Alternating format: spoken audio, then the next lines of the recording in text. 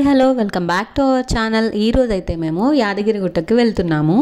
Night వరకు evening 6 తర్వాత అలా రీచ్ అయ్యేలా ప్లాన్ చేసుకున్నాం అనమాట. ఆఫ్టర్నూన్ బయలుదేరాము.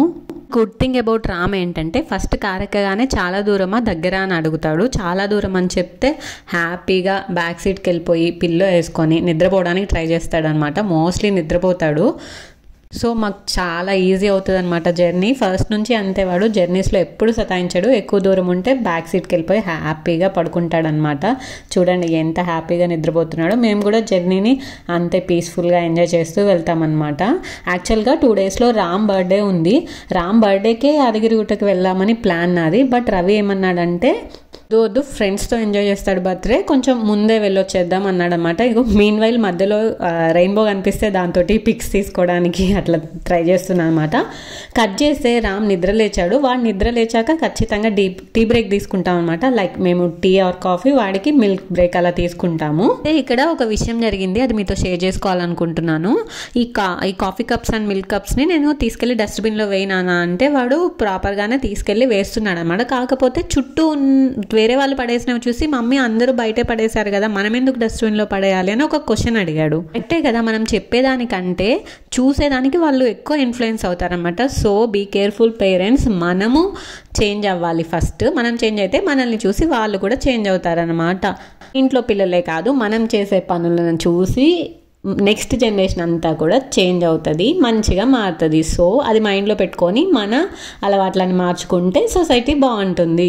ఇంకా మా జర్నీ విషయానికి వచ్చేస్తే యాక్చువల్గా మేము 6-7 కల్లా రీచ్ అవ్వాలనుకున్నాము. బట్ ట్రాఫిక్ ఆ రోజు ఎందుకో చాలా ఎక్కువ ఉండి మేము వెళ్ళేసరికి 8 అయిపోయింది. చాలా టెన్షన్ పడ్డాము, అసలు దర్శనానికి వెళ్ళగలుగుతామా లేమా అని. అంత జర్నీ చేశాక ఫ్రెష్ అవ్వకుండా వెళ్ళలేం కదా. సో ఫాస్ట్గా రూమ్ అయితే తీసుకున్నాము. ఇది రెడ్డి సత్రం. మేము ఆల్మోస్ట్ ఎప్పుడు వెళ్ళినా అక్కడే తీసుకుంటాం అనమాట. మినిమం గ్యారంటీ ఉంటుంది, జస్ట్ నీట్గా ఉంటుంది అనమాట. ఒక డే స్టేకి బాగానే ఉంటుంది.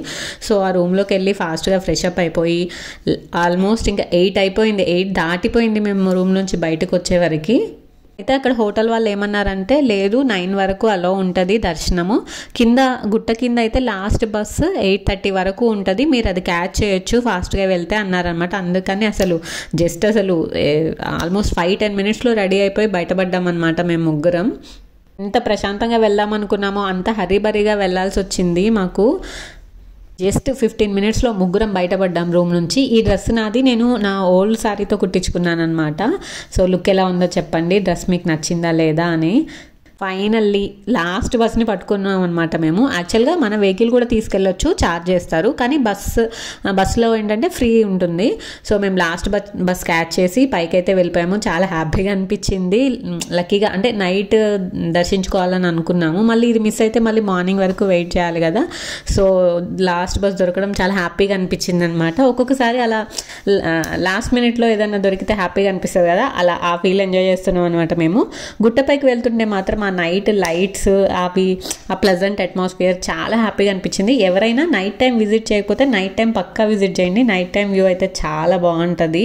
ఇప్పుడు మార్నింగ్ హర్రీ బర్రీలో ఆ క్యూలో అంతమంది ఆ రద్దీలో వెళ్ళడం కన్నా ఇలా లాస్ట్ లిటరల్లీ మేము గుట్ట పైన బస్ దిగే వరకు ఎవ్వరు లేరనమాట. రేరుగా వేల మీద లెక్క పెట్టచ్చు, అంతే ఉన్నారు.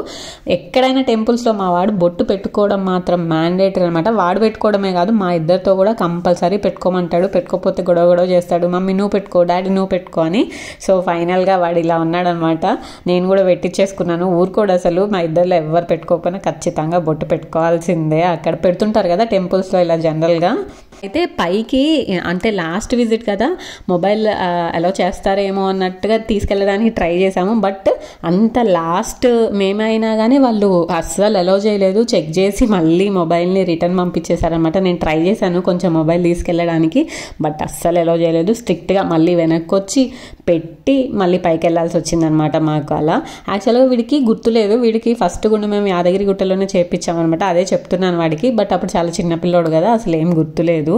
రామ్ది ఈ షర్ట్ వచ్చి నేను జుడియోలో తీసుకున్నామట. జుడియోలో పిల్లల కలెక్షన్ చాలా బాగుంటుంది, రామ్కి కూడా బాగా సెట్ అవుతాయి.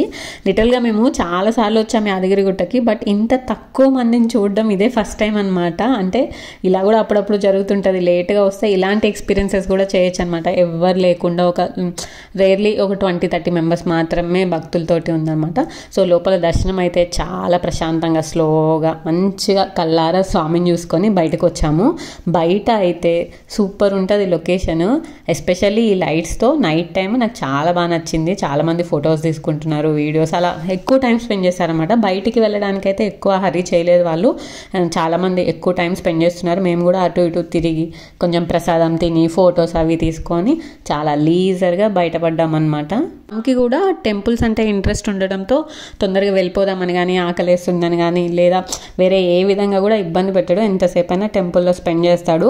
ఈ లొకేషన్ అయితే ఖచ్చితంగా యాదగిరిగుట్టకి వెళ్ళిన ప్రతి ఒక్కళ్ళు ఫోటో దిగకుండా రారు. నేను చూసిన చాలా వీడియోస్లో పోస్టుల్లో ఉంటుంది. సో మేము కూడా వెళ్ళిన ప్రతిసారి ఆ లొకేషన్లో కూర్చొని తప్పకుండా ఫోటో దిగే వస్తామన్నమాట. ఏటైనా కానీ చాలా ప్రశాంతంగా దర్శనం జరిగింది అని ఒక సాటిస్ఫాక్షన్తో నిండిపోయిందనమాట మనసంతా.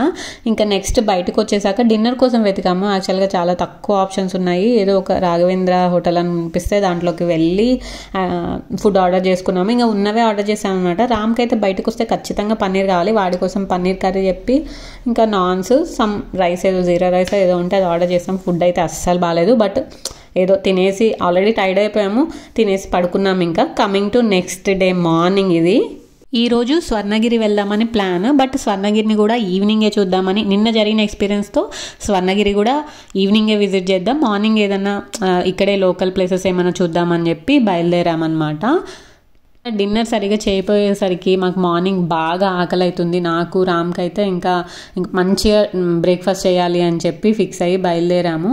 సో కొంచెం లేట్ అయినా మంచి ప్లేస్ చూసుకొని తినాలి అని ఫిక్స్ అయ్యి కొంచెం సెర్చ్ చేసామన్నమాట. దొరికిన దాంట్లో వెళ్ళిపోకుండా వెళ్తూ ముందుకు వెళ్ళి ఇంకొంచెం మంచిది దొరుకుతుందేమో అని చెప్పి మాకు ఒకటి దొరికింది. అదైతే చాలా బాగుంది, మీకు సజెస్ట్ చేశాను కంపల్సరీ. పిల్లలు ఉన్న వాళ్ళకైతే కంపల్సరీ సజెస్టబుల్. ఇది రాఘవేంద్ర ఉడిపి అని ఉంటుంది, కొంచెం కాస్ట్లీ బట్ టేస్ట్ అయితే సూపర్ ఉంది, ఫ్రెష్ ఉంది.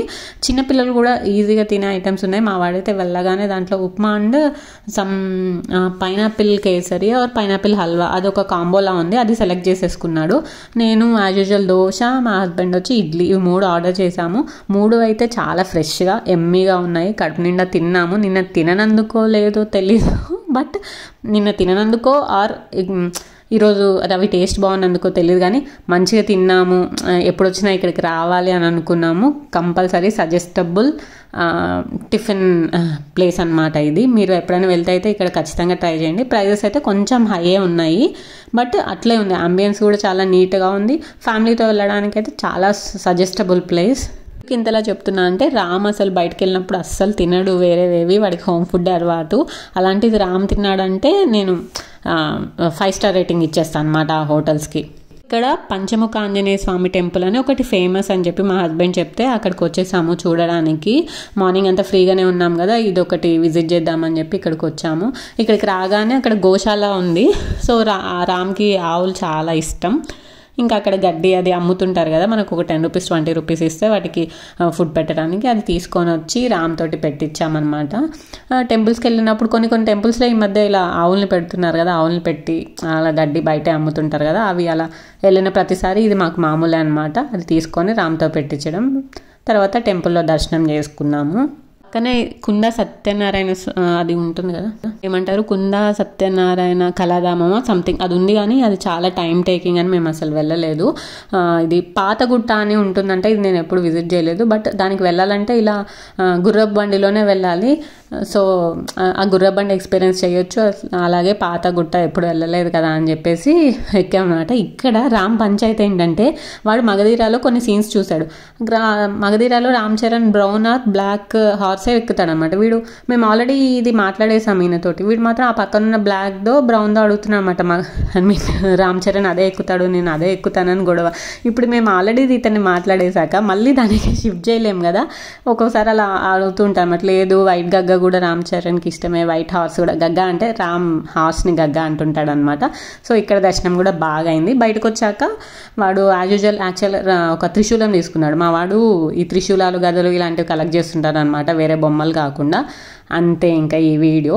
ఈరోజు ఈవినింగ్ వచ్చేసి మేము స్వర్ణగిరి విజిట్ చేసాము. అది నెక్స్ట్ వ్లాగ్లో పెడతాను, అది కూడా మిస్ చేయకుండా చూడండి, ఎందుకంటే ఫుల్ లెంతీ అయిపోతుంది. సో అంతే ఇంకా ఈ వీడియో నచ్చితే లైక్ చేయండి. అలాగే నెక్స్ట్ స్వర్ణగిరి వీడియో కూడా చూడండి. Bye bye.